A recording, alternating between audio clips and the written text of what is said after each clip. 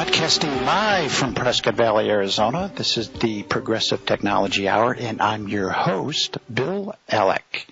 Just to give you a little background about myself, I'm a degreed electrical engineer, and I currently do software consulting work for major corporations. That describes my day job. At night, I become Dr. Houdini, researcher, explorer, and experimenter in the world of exotic technologies. What are exotic technologies? Well, this includes such areas as free energy, gravity, anti-gravity control, the study of the nature of time and time travel. We'll explore not only the technology, but also the how-to part of the technology.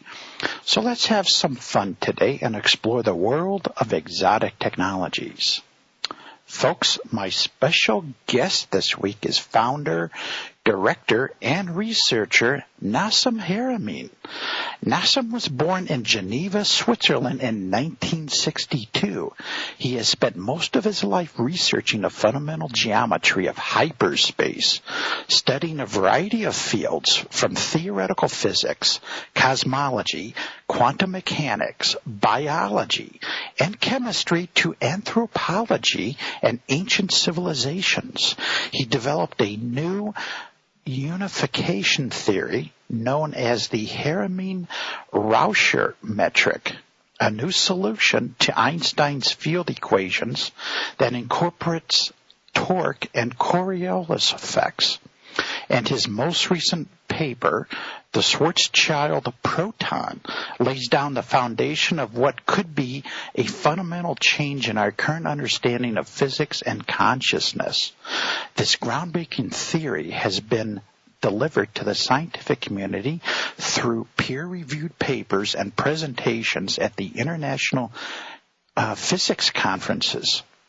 Further, the Schwarzschild Proton paper has recently received the prestigious Best Paper Award in the field of physics, quantum mechanics, relativity, field theory, and gravitation at the University of Liège, Belgium, during the 9th International Conference of Cases 09.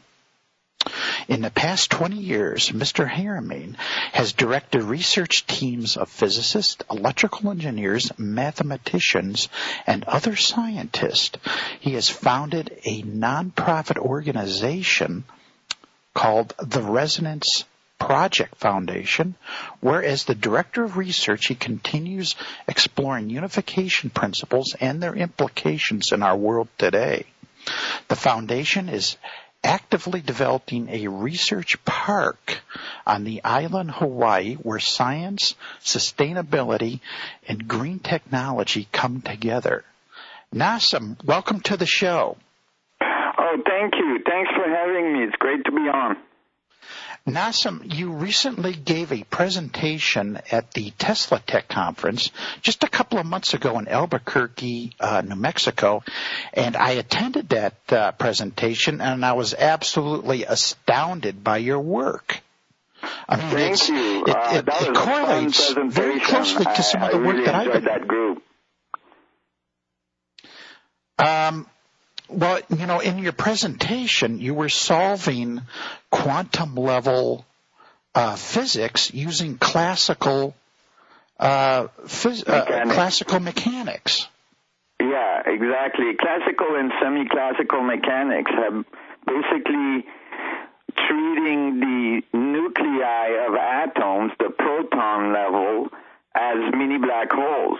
And when you do that, it's remarkable the results you get. First of all, right away you can eliminate the strong force, which is the strong binding force that was invented about 100 years ago to bind the protons together against the repulsion of their charge, right? Protons are positively charged, so if you put two magnets of the same charge together, they repel, and so when they discovered this, they wondered how the protons could be squished together in such a tight little teeny space in the nucleus of atom, and they invented a strong force because they thought at the time gravity couldn't do the job, and they didn't have black holes at the time. Actually, they knew about singularities, and eventually Einstein's equation showed that black holes could form, but they thought these things were never going to be found. They thought it was very exotic, that, most likely the universe could never actually really produce one, and so on. So the idea that would be applicable to the atom was extremely foreign. I mean, it's extremely foreign today. And, but when you, so what they did is that instead of using gravity or reevaluating the way they think about the atom, they invented a strong force. They made it the strongest force in the universe, because that's what it has to be in order to overcome the Coulomb repulsion. Yes. And, they ran with it.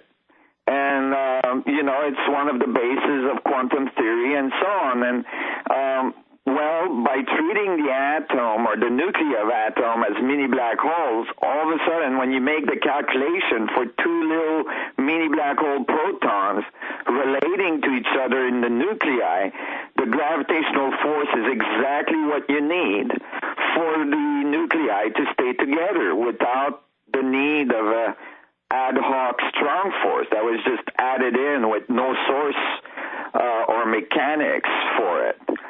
And so it's remarkable, because there's a unification problem currently where quantum theory doesn't unify with Einstein's field equation, which takes care of the big stuff, and the quantum theory takes care of the small stuff.